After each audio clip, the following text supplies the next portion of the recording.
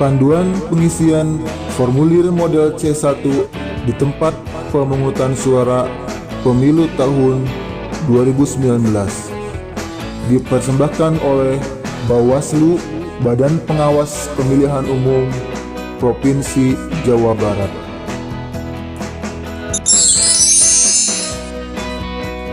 Tata cara pengisian formulir model C1. Model C1 adalah lampiran dari formulir model C. Sebagaimana kita ketahui bahwasannya formulir model C adalah berita acara hasil rekapitulasi pemungutan dan penghitungan suara di TPS. Pengisian formulir model C1 plano di TPS dilakukan dalam rapat penghitungan suara setelah pemungutan suara selesai dilaksanakan.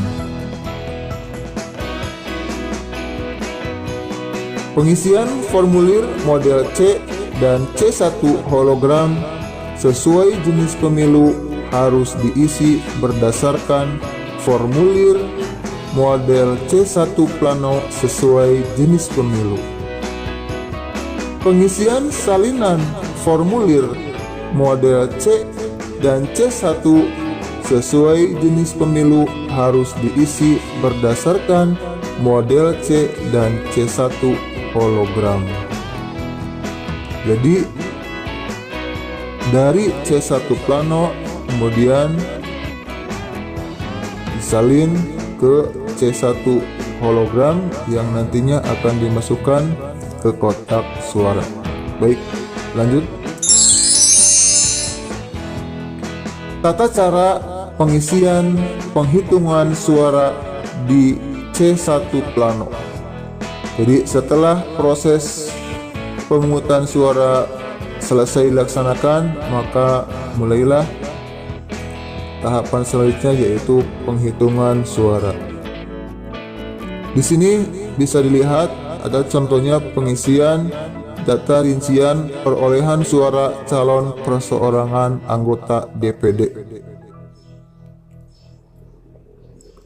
Pengisian hasil penghitungan formulir model C1 plano dilakukan dengan cara tali, yaitu memberikan tanda berupa satu garis tegak setiap hitungan suara sah dan suara tidak sah, dan setiap hitungan kelima diberi garis diagonal memotong 4 garis tegak.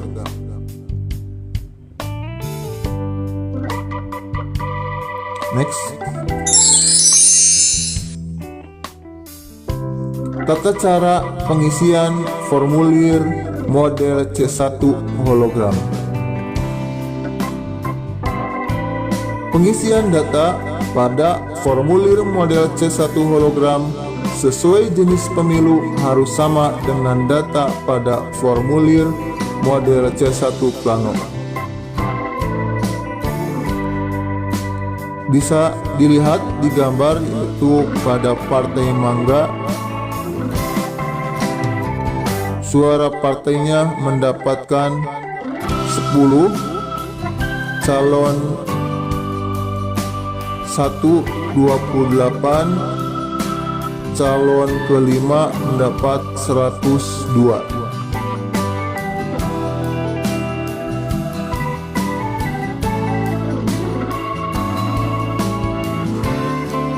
Ada gambaran lagi kalau misalkan di Partai Mangga tidak ada perolehan suara, maka dikasih tanda silang. Next. Pengisian kotak jumlah dan pemberian tanda silang pada formulir. Apabila data pada kotak bernilai puluhan 10 sampai dengan 99, maka hanya kotak ratusan yang diberi tanda silang. Contoh di pinggir adalah contoh yang nilainya cuma satuan, silang 9. Tapi kalau misalkan nilainya puluhan, misalkan 23, maka disilang di kolom ratusan, di kolom puluhan tulis angka 2, dan di kolom satuan tulis angka 3. Apabila terdapat kotak yang tidak mempunyai data 0 atau tidak ada data, maka pemberian tanda silang dapat dilakukan dalam satu kotak ratusan, puluhan, atau satuan, atau diberikan tanda silang dalam beberapa kotak sekaligus. Apabila data pada kotak bernilai satuan 1 sampai dengan 9, maka kotak puluhan dan ratusan diberi tanda silang. Jadi keterangan yang paling bawah itu gambarnya paling atas, keterangan yang tengah gambarnya paling bawah, dan keterangan yang paling atas itu gambarnya di tengah. Next. Nah, kita masuk ke pengisian data pemilih dan pengguna hak pilih. Di sini harus benar-benar jeli karena nanti akan mempengaruhi hasil dari rekapan pencatatan dari daftar pemilih. Jumlah seluruh pengguna hak pilih dalam kurung jumlah pengguna hak pilih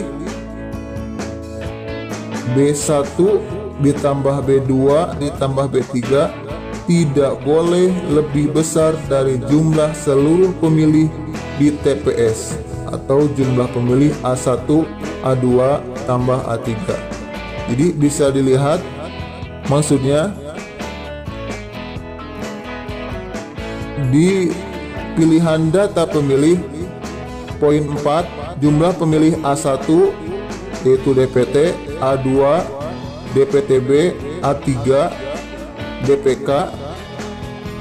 Di sini contohnya 315.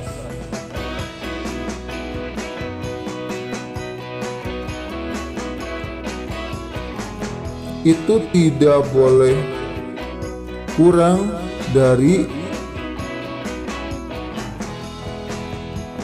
B4 ya, lebih kurang.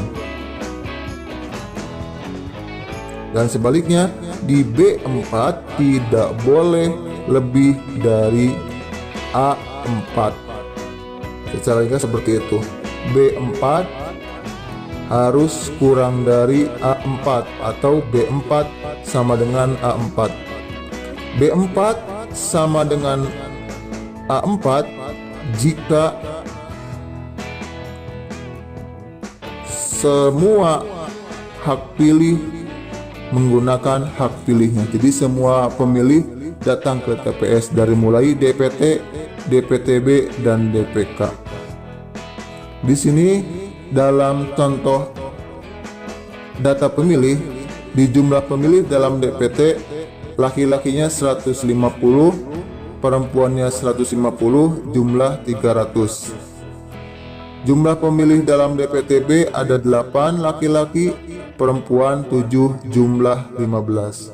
Nah, di sini kadang ada terjadi kekeliruan dalam penyalinan jumlah pemilih. Misalkan laki-lakinya 8, perempuannya 5, jumlahnya 15. Misalkan seharusnya memang jumlahnya 15, tapi dalam pengisian laki-laki dan perempuannya itu terjadi kesalahan, maka itu harus benar-benar diawasi oleh pengawas pemilu. Dalam pengguna hak pilih, di sini dicontohkan untuk jumlah pengguna hak pilih dari DPT laki-laki 125, perempuan 135, jumlah 260. Jadi jumlah pengguna hak pilih adalah 260, dari DPT sebanyak 300. Kemudian jumlah pemilih DPTB laki-laki 5 dari 8 hak pilih, perempuan 2 dari 7 hak pilih, jumlah 7. Kemudian jumlah pengguna hak pilih dalam DPK itu tidak ada. Kenapa tidak ada? Karena di data pemilih pun jumlah DPK tidak ada. Dan jumlah keseluruhannya adalah data pemilih ada 315,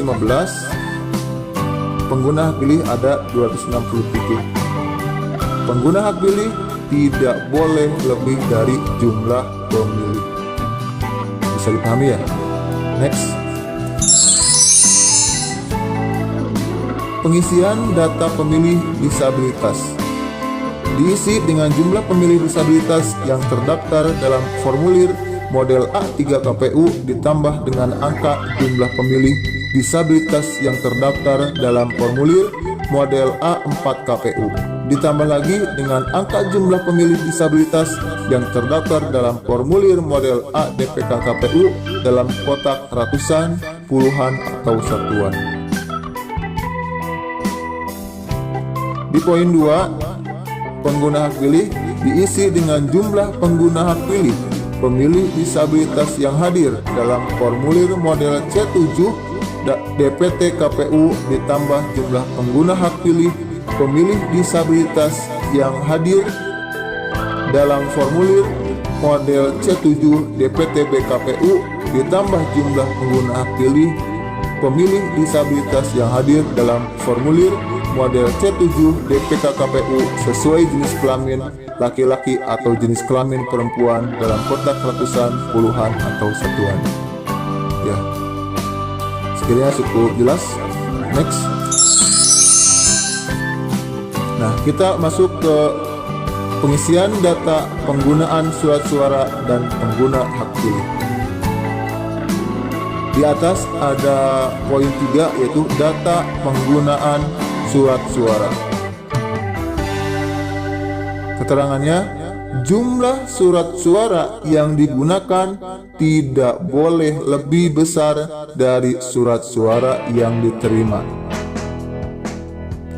Jadi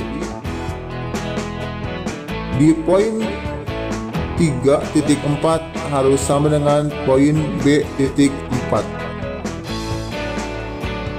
Maksudnya, jumlah surat suara yang digunakan harus sama dengan jumlah pengguna hak pilih. Jadi 3.4 harus sama dengan B.4. Seperti contoh di sini, jumlah surat suara yang digunakan adalah 267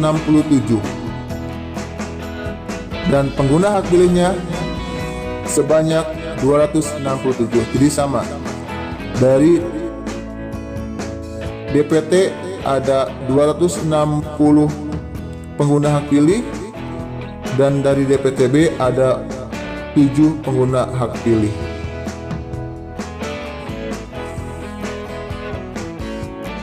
Dan di penggunaan surat suara itu ada surat suara yang dikembalikan. Jumlah surat suara yang dikembalikan oleh pemilih karena rusak atau keliru coblos sebanyak 2. Berarti itu sudah digunakan. Termasuknya sudah digunakan. Kemudian jumlah surat suara yang tidak digunakan atau tidak terpakai termasuk sisa surat suara cadangan 52.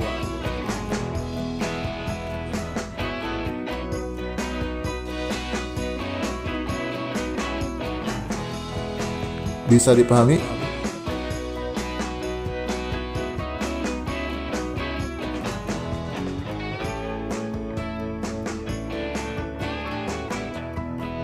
Next.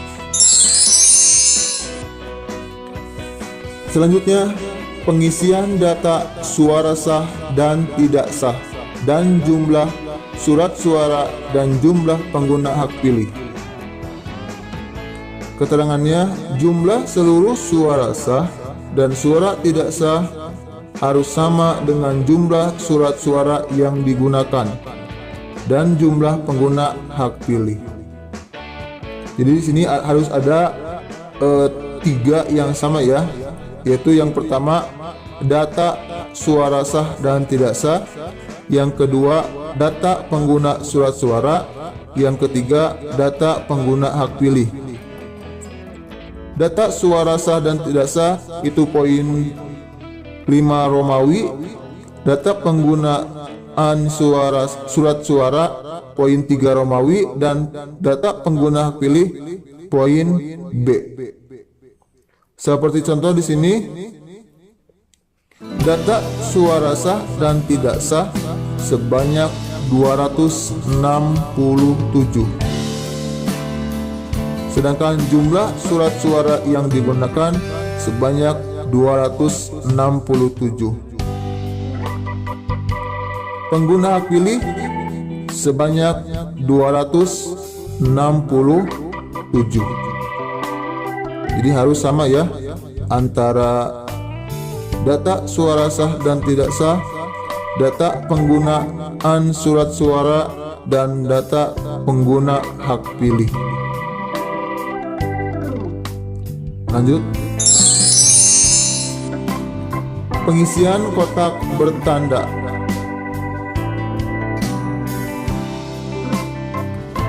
Keterangannya, apabila data pada kotak terisi nilai ratusan, puluhan, atau satuan, maka kotak ditulis dengan huruf. Pada contohnya, misalkan